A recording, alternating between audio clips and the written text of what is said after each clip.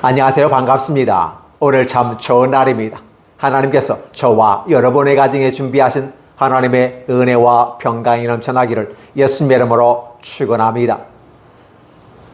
호세아 1장을 중심으로 절망 중에 기댈 곳은 이란 제목으로 말씀을 나누고자 합니다. 사실 오늘 11월 셋째 주일입니다. 추수감사주일입니다. 이것은 대절기 중에 하나이지요. 이스라엘 백성들에게 있어서, 즉 하나님의 약속을 받아가는 사람들에게 있어서 3대 절기가 있는데 바로 그것은 첫 번째는 유월절과 부활절 이렇게 생각해 보시면 좋고, 두 번째는 초실절, 맥추감사절일입니다. 우리는 맥추감사절을 성령 강림 주일로 구원받은 사람에게 있어서 바로 성령 강림이 있어야 된다. 그리고 육체 가운데서는 초실절을 통해서 우리의 생명 연장이 필요하다라고 표현할 수 있어요. 그래서 이제는 세 번째 11월쯤 되면 한 해의 마지막 절 하면서 이제는 우리는 초막절이라고 합니다. 이 초막절이라는 개념은 바로 애굽에서 탈출해 나와서 이제는 초막을 짓고 그걸 기념하는 시간들을 초막절이라고 하면서 시기적으로 수장하기 때문에, 즉 곡식들을 걷어들이는 거기 때문에 수장절이라고도 합니다. 그러면 이러한 것들이 신앙의 전통을 따라서 이제 메이플라워를 타고 간 사람들에 의해서 추수감사절이라는 이름이 미국에서 정착이 되어졌고 오늘 우리 가운데 임하였습니다. 그래서 11월 셋째 주일은 한 해를 마감하며 수장한 다음에 모여서 하나님께 감사하는 그 모습을 보입니다. 감사라는 말이 나올 때는 왜 감사가 나올까요? 그냥 무조건 좋아서 감사가 나올 수도 있지만, 그러나 이 감사가 있기 전에 메이플라워를 타고 간 청교도인들이 바로 미국에 도착했을 때는 거반 죽게 되어 있어요. 배고픔과 병과 그다음에 힘겨움 속에서, 그럼에도 불구하고 하나님은 일련의 모습 가운데 하나님 그들에게 축복을 해 주셨다라는 부분입니다. 그들은 다른 목적을 가지고 메이플라워를 타고 바로 구대륙을 떠나서 신대륙을 간 것이 아니라 신앙의 자유, 하나님을 섬기고 하나님을 사랑하는 마음으로 그들은 떠났던 것이집니다. 그럼에도 불구하고 분명히 하나님께 영광을 돌리고 신앙의 자유를 고수하면서 떠났던 그들에게 하나님은 은혜를 베푸셔야 되는데 그렇지 않고 고난이 다가오더라는 것입니다. 그걸 어떻게 받아들여야 될까? 환경적인 부분 속에서 큰 바다를 지나는 입장에서 너무 힘겨웠던 것은 사실입니다. 이런 과정 속에서 이 고난 가운데서도 그들은 바로 견뎌냈고 이겨냈다. 무엇에 의해서 이겨냈을까? 과연 그들은 어떠한 힘을 가지고 거반 죽게 된 상황에서 살아났을까? 그것은 하나님의 사랑이었다라고 말할 수 있습니다. 그래서 오늘 추수감사절을 맞이하면서 하나님의 놀라운 축복을 우리는 생각해야 됩니다. 뭘 생각할까요? 현재 나의 모습을 생각하고 자기를 인식합니다. 즉 자신을 객관화시키면서 나를 제대로 보아야만 합니다. 그렇지 않는다면 우리는 짜증이 날 수 있고 힘겨워할 수 있고 괴로워할 수 있습니다. 힘겹고 괴로울 때 우리는 어떠한 힘으로 살아갑니까? 마지못해서 아니면 어떠한 것에 의해서 살아갑니까? 라는 질문을 던져보는 겁니다. 참 힘겨움이 우리에게 닥쳐올 수 있습니다. 하는 일도 많고 어렵고 힘든 일이 많을 수 있습니다. 사실입니다. 우리의 삶 자체가 바로 고해와 같다라고 말하기 때문에 그렇습니다. 그럼에도 불구하고 그 고해를 건널 수 있는 힘은 바로 하나님의 사랑에 근거한 것이다 라는 것이었어요. 결국은 그 사랑의 점에서 바로 이 남은 자들과 함께 아메리카 인디언들이 그들을 도왔고, 그래서 그들을 초대하고 함께 감사 예배드리며 잔치를 벌였던 것을 우리는 생각해 본다면, 결국은 아메리카 인디언을 통해서 도왔고 그들이 그 땅에 정착하며 한 해 농사를 지어서 새로운 곡식을 통해서 하나님께 영광을 돌린다고 하는 것은 얼마나 멋있는지 모릅니다. 이것은 단지 풍성한 수확으로 인하여 기쁨을 넘어선 하나님의 은혜와 사랑이었음을 그들은 고백하는 것입니다. 그래서 결국은 한 해를 마감하고 수장하고 그러면서 또 새로운 해가 오기를 기다리는 거 아니겠습니까? 그리고 한 해를 마감하면서 이제 결국은 한 달 반 정도 밖에 남지 않은 이 시점에서 우리는 어떻게 한 해를 마무리할 것인가를 생각해 보아야 됩니다. 바로 오늘이 마지막이라면, 바로 오늘이 연말 마지막 날이라면 우리는 어떠한 것도 준비할 수가 없는 것이죠. 그래서 이제는 새롭게 추수한 다음에 수많은 곡식들과 하는 행복들 같이 이 행복이라고 하는 것은 육체의 풍족함을 채워주고 먹고 마시는데 지장이 없을 대로 넘치는 그 모습 가운데 행복함에 젖어드는 것이죠. 그래서 결국은 우리의 하나님의 은혜와 사랑을 감사하는 것이 추수감사절이고 그 기점에 뭐가 있다? 바로 고난의 힘든 어려운 과정들이 바로 하나님의 사랑 가운데 있을 수밖에 없었다라는 사실입니다. 오늘 이러한 시점에서 바로 이 호세아 1장을 같이 우리는 다루어 보고자 하는 것입니다. 시대적인 배경을 보면 어떻겠습니까? 남유다와 북이스라엘이 나눠져 있었고 그 나눠졌다는 개념은 하나님 백성들이 하나의 통일 국가에서 분리 국가가 되었다는 거죠. 왜 분리가 됐습니까? 솔로몬의 실책, 솔로몬이 하나님을 떠난 대가로 말미암아 결국은 남유다와 북이스라엘이 나눠졌고 북이스라엘은 하나님의 은혜 가운데 새로운 왕국을 여로보암을 통해서 건축했지만 그러나 여전히 정치적인 현안과 경제적인 문제 때문에 남유다와 차별화를 두기 위해서 하나님을 떠나는 모습들. 그래서 그들은 하나님의 놀라운 축복으로 말미암아 여로보암을 새로운 가정으로 주셨는데 왕으로 주셨는데 그들은 하나님과 관계없다. 마치 음란하듯 하나님을 떠났다라는 부분을 갖고 있습니다. 그런데 그렇게 떠났던 여로보암의 모습이 있었고 시대의 흐름 속에서 오므리 왕가가 끝나고 오므리 왕가도 하나님 보실 때 하나님께서 심판하시는 모습을 여러분 기억하셨을 것입니다.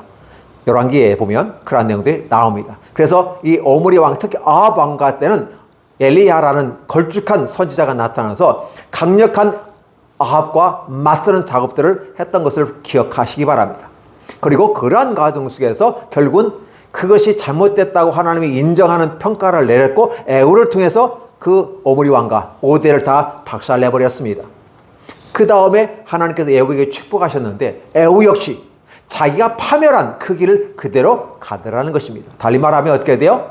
걔가 토한 것을 다시 먹는 역사가 나타나요. 그러니까 오므리 왕가에서 했던 그런 습관들을 여전히 에후 왕가가 파멸시키고 단지 왕국만 바뀌었을 뿐이, 즉 왕조만 바뀌었을 뿐이 동일한 모습으로 가더라는 것입니다.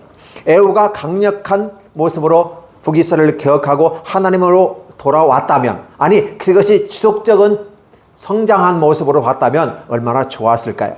그렇지 못하더라는 것이죠. 그래서 에후 왕가의 그 자녀들, 특히 오늘 여로보암 2세가 나오는데 이 여로보암 2세는 바로 초창기의 여로보암과 이름이 같습니다. 그래서 우리는 구별하기 위해서 여로보암 2세라고 말합니다. 여로보암 2세가 얼마만큼 똑똑하고 잘난지 능력이 있는지 당시에 경제적, 정치적인 부분 속에 굉장히 성장하고 있는 그 모습을 이스라엘 역사 속에서 제2의 부흥기를 맞았던 왕이 여로보암 2세입니다.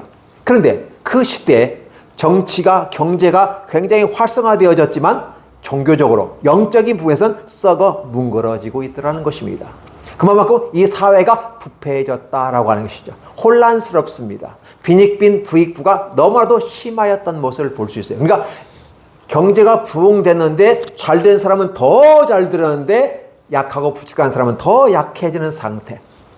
그러면서도 그들은 그것을 하나님을 향해서 나아가는 모습이 아니라 하나님을 떠나버리는 모습으로 나가오는 것을 볼 수 있어요. 그래서 하나님은 심히 우려스러워서 호세아를 통해서 하나님의 말씀을 전하는 것입니다. 그래서 부엘리의 아들 호세아에게 임한 여호와의 말씀이다. 어떻게 그 말씀이 임하였는가요? 호세에게 말씀하셨는데 뭡니까? 너는 가서 음란한 여자를 맞이하여서 아내로 삼고 음란한 자식을 낳아라, 이렇게 표현하고 있어요.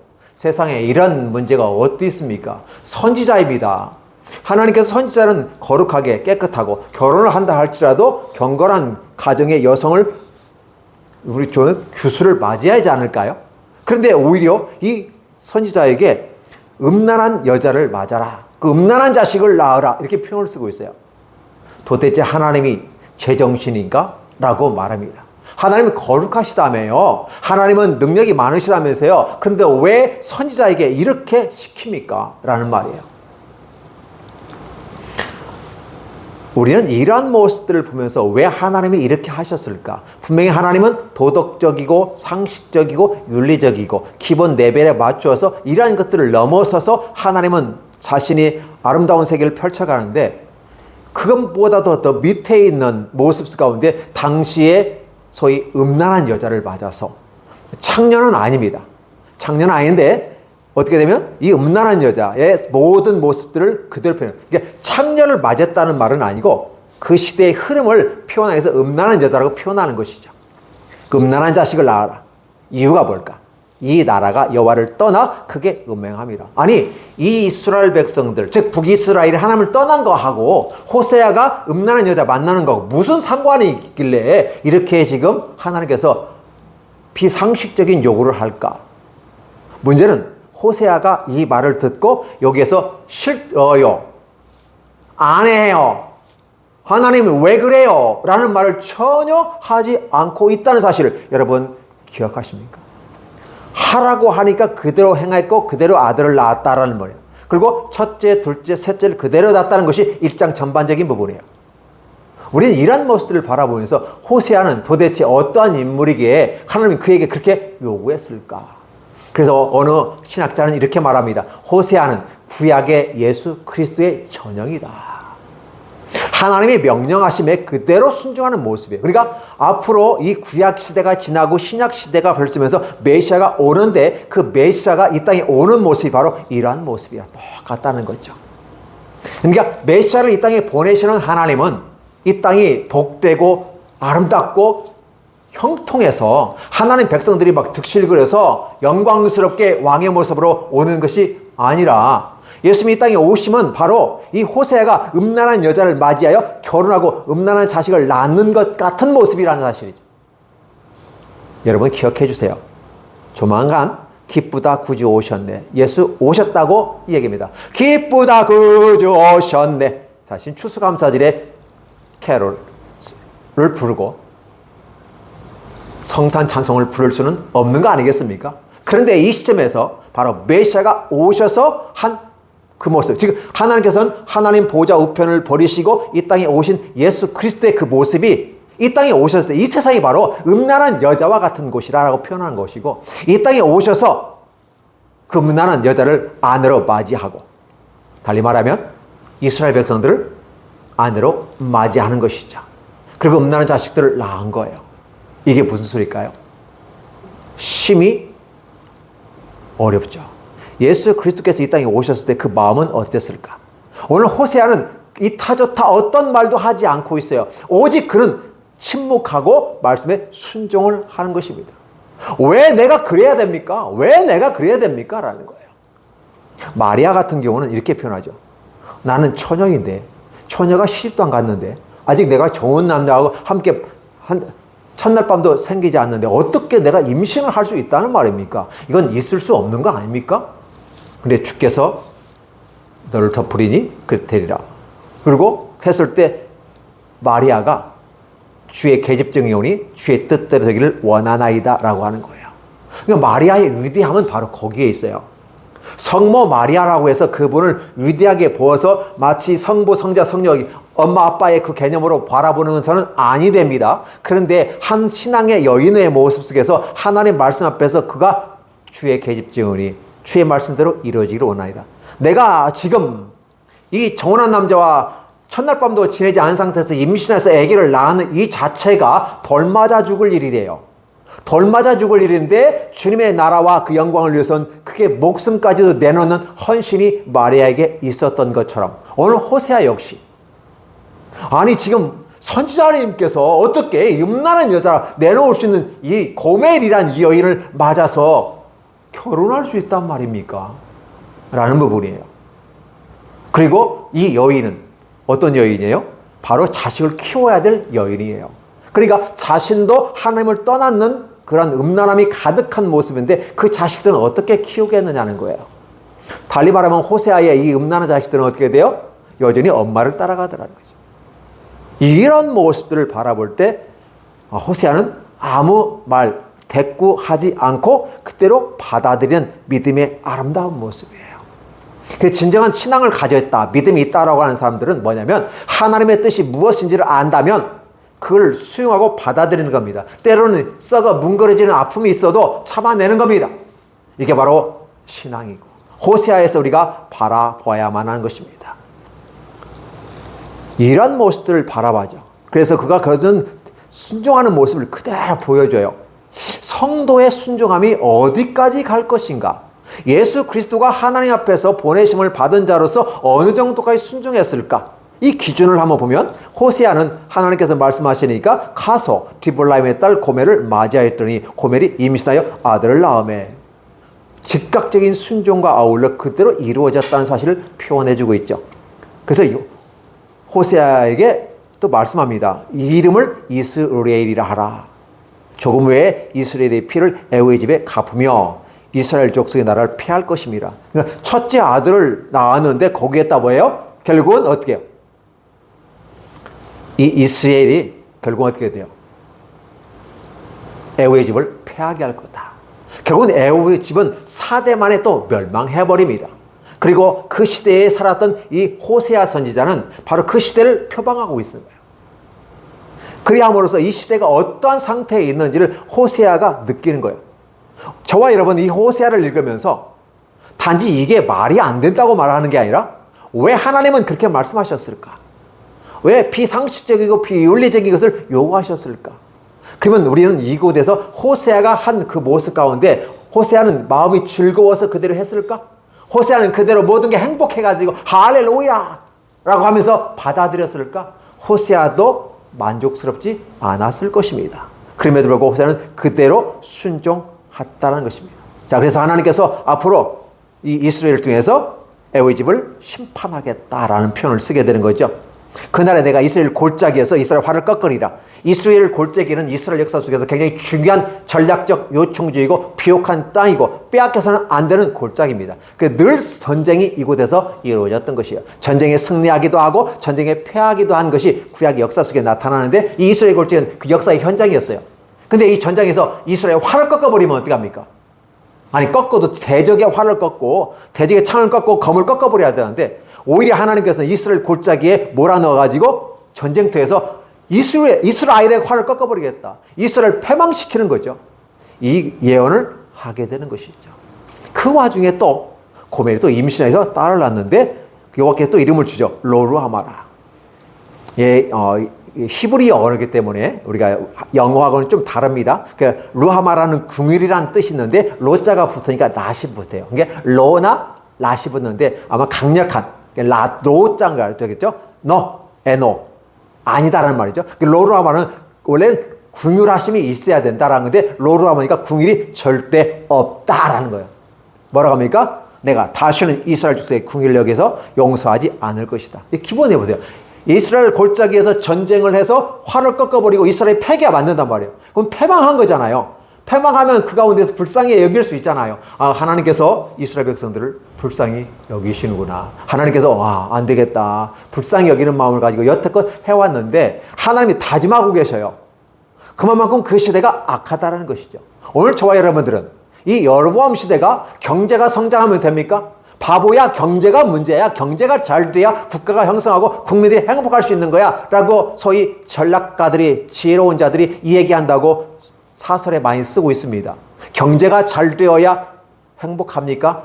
성경은 그렇게 말하지 않습니다. 물론 이 땅에 기초로 둔 이 국가는 경제가 잘 되고 정치가 안정돼야 되고 이 사회 문화가 더 건강한 모습이 있을 때 행복한 사회가 될 수 있습니다.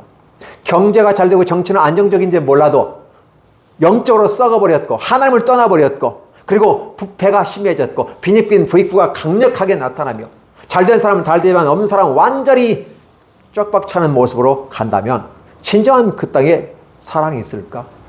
오늘 추수감사절을 맞이하면서 우리는 무엇을 얘기합니까? 잔치 열렸네 라고 말하면서 먹고 마시고 행복한 삶을 살아가야 되는 그런 모습보다는 오히려 사랑이 긍휼이 필요하지 않을까라는 생각을 해보게 되는 것이죠.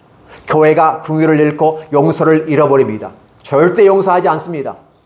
내가 말한 거에 대해서 내 것을 지키는 것이 행복하다. 예, 나를 지키는 것도 행복하지만 남의 것도 지키는 것도 행복한 것이에요. 그러나 중요한 건 뭐냐면 긍휼이 사라지고 용서가 사라졌어요.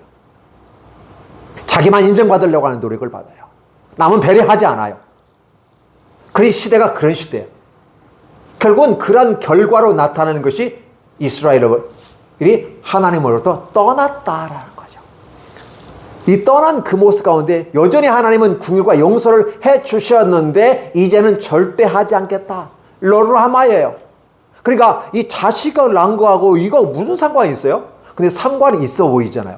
인과관계는 아니에요. 그러나 인과관계로 매저 설명할 수는 없지만 상관관계 속에서 우리는 설명할 수 있어요.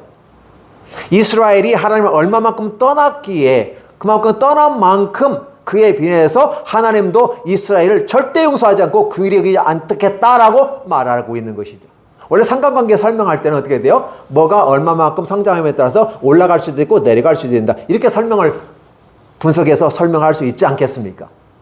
북이스라엘이 하나님 앞에서 어떠한 삶의 모습을 보여줬는가를 얘기합니다. 하나님이 스스로 결심합니다. 하나님이 스스로 다짐을 합니다. 결코 긍휼히 여기지 않고 결코 용서하지 않을 거다라는 표현을 쓰고 있어요. 근데 재미있는 게 또 하나님이 왜 그러신지는 내가 유다에게는 지금 누구한테 얘기했어요? 북이스라엘 애호왕과 여로보암 시대에 그 북이스라엘 향해서 외쳤던 하나님은 내가 유다 족속은 긍휼히 여기겠다. 아니, 이게 변덕인가요? 우리는 하나님을 다시 한번 봐야 됩니다. 하나님을 떠나고 하나님과 관계없이 인간의 욕심과 욕망을 따라서 자기만을 드러내고 자기 말이 옳다고 하고 남을 개무시하는 이 상황 속에서 있는 놈은 잘 되고 없는 놈은 죽이는 거고 남을 뭐 받고 올라가되 결국은 이 나라를 이끌어가는 건 누구다? 소수자다. 그 소수가 경제를 갖고 이끌어가는 거 잘 이끌어가야만이 밑에서 백성들을 행복하게 할 수 있는 거야. 지금 부스러기에 좀 떨어지는 거 아니야? 있는 사람이 잘 돼야 부스러기로 떨어지는 거야 라고 말한다면 이건 보수주의가 말하는 약점이죠. 강점이면서 약점이에요. 우리 이걸 잘 기억해야 돼요. 강한 사람들, 많은 사람, 성공한 사람, 능력 있는 사람들이 부스러기 떨어져야 밑에서 국민들이 잘 사는 게 아니라 더불어 같이 잘 사는 세계를 꿈꿔야 되는데 그렇지 않고 있다는 거죠. 그렇다고 해서 모든 사람이 다 행복해. 그렇게 해서 또 진보도 어울리지는 않는 것이죠. 문제는 뭐냐면 진보냐 보수가 문제가 아니라 그들이 하나님을 떠났다. 그들에게는 하나님의 궁일과 사랑이 없다. 라는 부분을 하나님이 계속해서 강조하고 있어요. 북이스라엘은 그렇다는 거죠. 그러나 남유다는 어떻게일까요? 하나님의 궁일이 여기겠다. 근데 여호와로 구원하겠다라고 해요. 분명히 북이스라엘은 이스라엘 골짜기에서 활을 꺾고 이게 전쟁에서 패해서 결국은 북이스라엘이 멸망합니다. 729년에 아수르로부터 멸망하게 됩니다. 그러니까 남유다는 어떻게 돼요? 그 북이스라엘이 멸망하지 않겠다. 구원하겠다라고 해요. 그게 바로 열왕기 상하에서 저와 여러분이 함께 2, 3년 동안 저와 함께 다뤘던 내용들 아니겠습니까? 그런데 구원은 구원인데 여러분 기억하세요.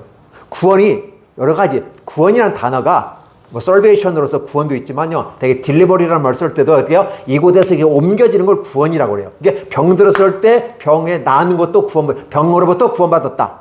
경제가 어려운데 경제를 윤택했다. 경제로부터 구원받았다. 이렇게 할 수 있거든요.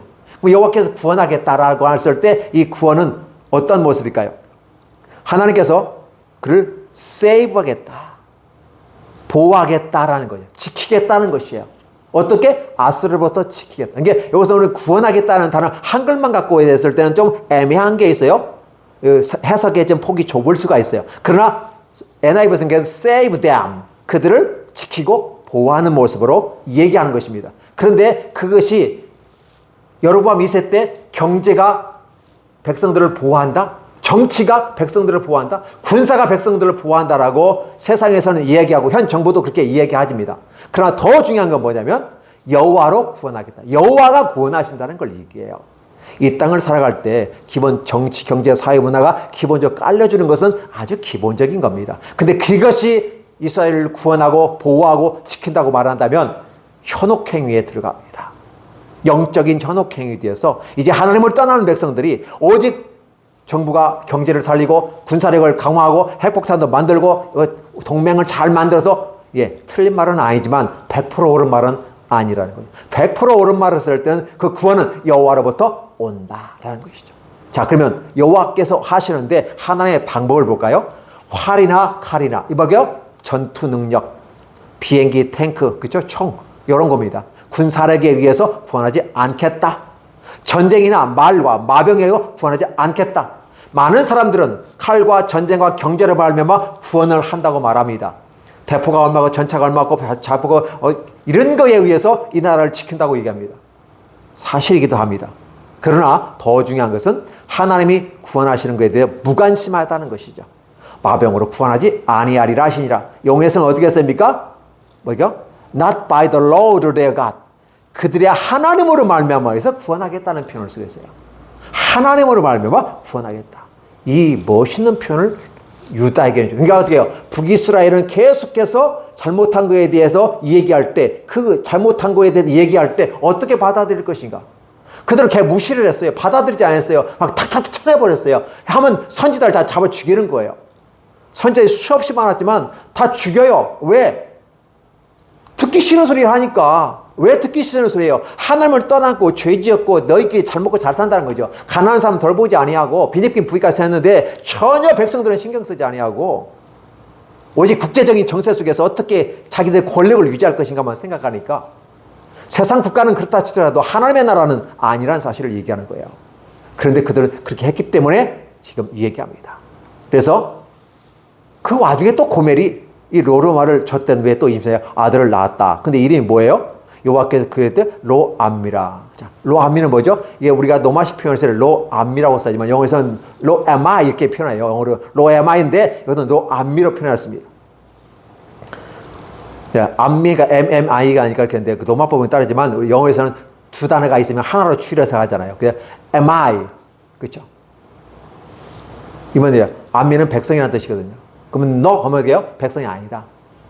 그리고 결국은 어떻게 돼요? 북이스라엘에 대해서 볼 때는 여전히 하나님은 심판하겠다, 궁의를 베풀고 사랑을 베풀지 않겠다라는 거예요. 각오, 다짐을 하는 거예요. 그때다 결국 어떻게 해요? 최종적인 권한은 너는 내 백성이 아니야. 너는 내 백성이 아니야. 못을 딱 찍어버려요. 그러니까 더 이상 이제 하나님께서 이스라엘 백성과 언약의 관계 속에서 맺어온 모든 관계가 다 깨져버리는 것입니다. 이런 표현이 호세아의 전반적인 부분 속에서 흘러가면서 이 책을 읽는 이스라엘 백성들은 깨달을진저 근데 깨닫지 못하고 있더라는 거죠. 오늘 이 시대를 처하는 저와 여러분도 이 말씀을 읽으면서 단지 그랬대 이런 식의 하나의 사건 얘기하고 말도 안 되는 얘기를 성경에 써있어 라고 말하면서 어떻게 하나님이 그렇게 할 수 있겠어? 말도 안 되는 소리야. 자신들이 성경 말씀을 재단하고 말씀을 잘라버리고 받고 싶은 것만 받고 이런 성경의 해석을 하게 되니까 문제가 되고 그리고 자기가 해석하는 것이 옳은 것이고 하나님은 잘못됐다고 말하고 하나님은 감정적이고 왔다 갔다 어때요? 약간 뭐예요? 불안 증세가 있는 우울증 환자 같은 느낌으로 치부해버리는 건 아닌가를 생각해 봐야 됩니다. 그렇죠? 로암미는 결국 내 백성이 아니고 나는 너희 하나님이 되지 아니할 것입니다. 강력하게 하나님께서 아예 안 돼. 안 할 거야. 그렇죠?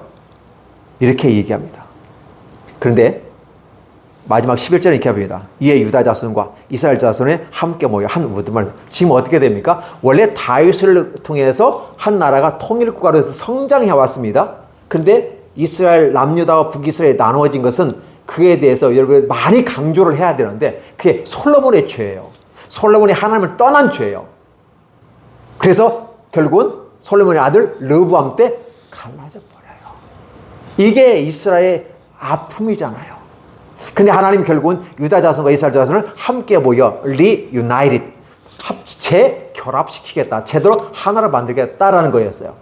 그러니까 이스라엘에게 맡겼을 때 이스라엘 왕들, 육체를 따라온 이스라엘 왕들에 의해서는 결국은 이 땅에서 진정한 왕의 모습은 찾아볼 수 없다. 그럼 어떻게 될까요? 진정한 왕은 이 땅에서 오는 게 아니라 위로부터 와야 하지 않을까? 그래서 앞으로 하나님께서 보내신 자 예수 그리스도 그가 메시아로서 이 땅에 오셔서 바로 남유다와 이스라엘 하나로 묶어버리는 사건이 발생합니다.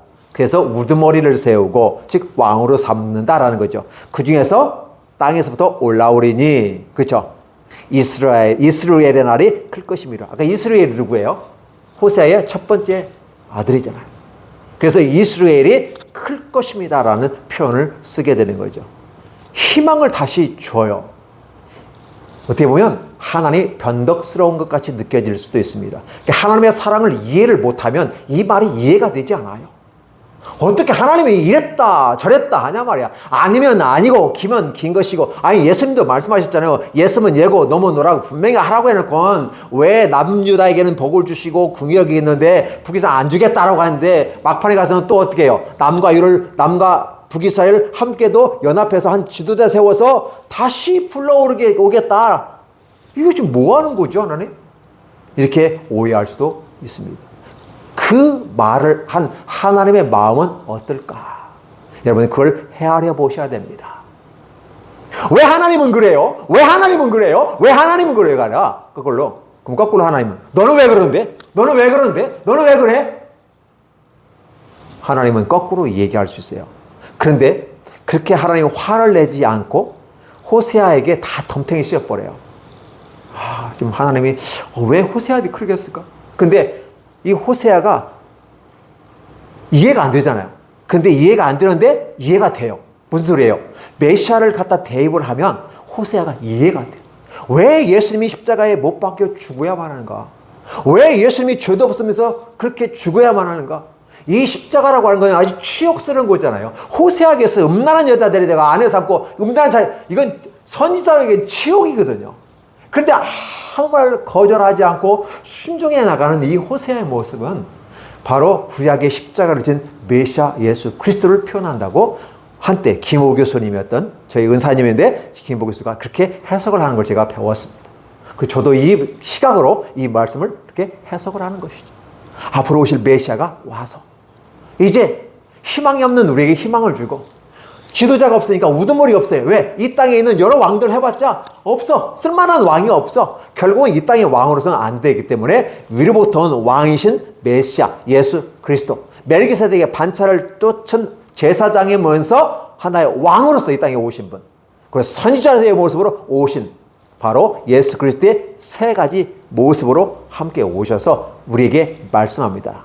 Say of your brothers, 너의 형제들에게 말한다. 뭐예요? My people, 내 백성이라. 아까 뭐랬어요? Lo and me, 내 백성 아니야? 근데 내 백성이라 라는 말을 쓰게 돼요. 그리고 뭐예요? And of your sisters, 형제들, 자매들에게 뭐예요? My loved one, 내 사랑받는 자. 달리 말하면 이게 로루하마, 궁유를 받지 못할 사람들, 사랑받지 못할 사람들 그랬는데 이제는 사랑받을 사람들, 사랑받은 사람들 이렇게 표현하고 있어요. 그러니까 이게 이 성경 호세아 1장을 통해서 흐르는 그 뭐예요? 바로 추수감사절에도 사랑이 흘러가는 것처럼 하나님의 살아계심과 인도하심으로 말미암아 그 사랑이 풍성하기 때문에 이 추수감사절이 있는 것처럼 오늘 이 호세아 1장을 통해서 그 안에 흐르는 맥이 바로 하나님의 사랑이다. 내 백성이 아니란 곳에서 내 백성이라고 말하겠고 내 궁유를 절대 용서하지 않을 거야. 절대 나 결코 너 보지도 않을 거야. 뒤를 대해서 내가 오줌도 안 쌀 거야. 그런데 다시 내가 껴안겠다고 하는 사랑을 베풀겠다. 멸망하겠다는 곳에서 이스라엘 멸망한 이 골짜기에서 다시 내가 모아서 하나의 한 팀, 원팀을 만들어서 지도자 세워서 이끌어 갈 거다. 그래서 너희가 희망을 가지고 왕을 세워주세요. 뭐 다 했지만 결국은 안 된다는 것이 이스라엘 역사에서 증명된 거 아니냐. 진정한 메시아, 진정한 왕은 누구다? 앞으로 오실 메시아다. 근데 그 메시아는 사랑의 메시아다. 이 호세아를 봐라.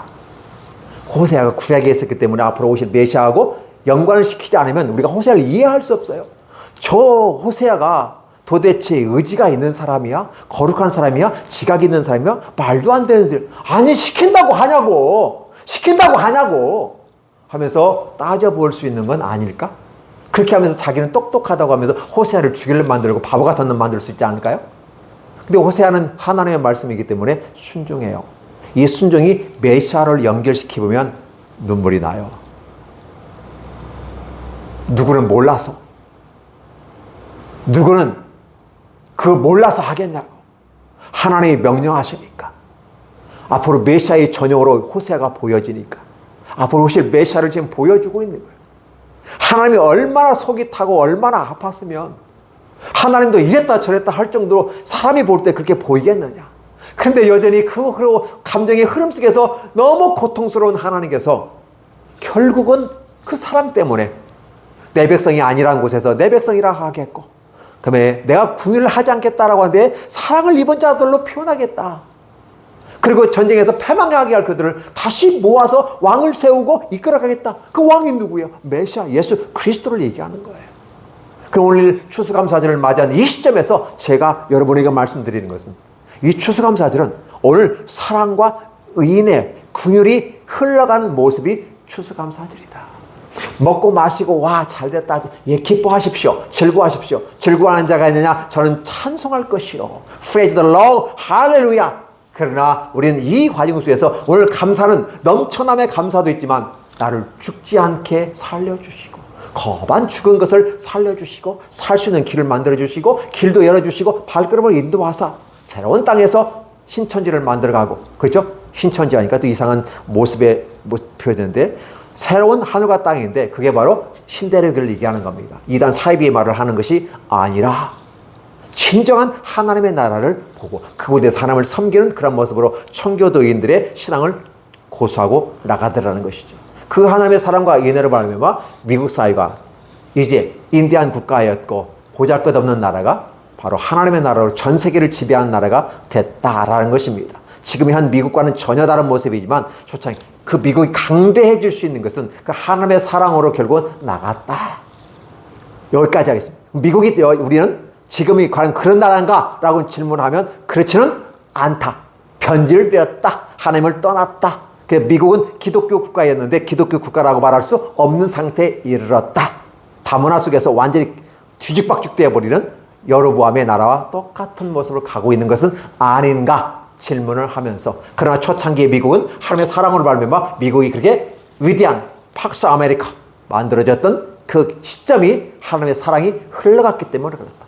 에덴 동산에서도 동서남북으로 물이 흐르는데 에스겔 그의 환상에서 봤을 때도 그 물이 흘러나왔을 때 융성한 모습으로 번성하는데 세상적인 경제와 가치와 문화가 그들을 이끌어가는 것이 아니라 여호와의 전에서 흘러가는 물이 하나님의 인애와 사랑과 긍휼이 흘러갈 때 아름다운 축복이 있고 잔치가 벌어지는 건데 이것이 진정한 사랑은 아닌가 강력하게 얘기하고 싶다는 것입니다. 오늘 저와 여러분이 이 사랑 안에 모여들고 이 사랑 안에 모여서 그 사랑 가운데 흠뻑 젖고 기뻐하며 이 사랑을 또 흘러내보낼 수 있는 강같이 물같이 흘러내보는 귀한 사랑의 전달자들이 되기를 예수님의 이름으로 축원합니다. 기도합니다. 하나님 감사합니다. 11월 셋째 주까지 우리를 건강하고 안전하게 새로운 경험과 새로운 길로 이끌어 주신 주님을 찬양합니다. 주님을 찬양하지 않을 수 없습니다. 여호와의 인도하심은 우리가 우리의 갈 길을 걷는다고 말하지만 그 발걸음을 인도하신 이가 여호와의 것. 그래서 2023년도 하나님께 이끌어 오신 이 와중 속에 우리는 하나님을 찬양할 수밖에 없고 기뻐할 수밖에 없습니다. 단지 풍성해서 많아서 뭐가 넘쳐서 감사하는 것도 있지만 주님의 귀한 사랑 고난 가운데서 결국은 우리가 기대할 수 있는 것은 사랑밖에 없음을 다시 한번 고백하며 이 사랑이 위로부터 온 하나님의 사랑이고 그의 아들 보내시자 예수 그리스도로 온 사랑이고 구약에서는 먼저 맛배기로 보여준 이 호사야를 통한 하나님의 귀한 사랑이 우리의 마음속에 전가되고 안착이 될 수 있도록 축복하여 주시옵소서. 예수님의 이름으로 축복하며 기도하옵나이다. 아멘.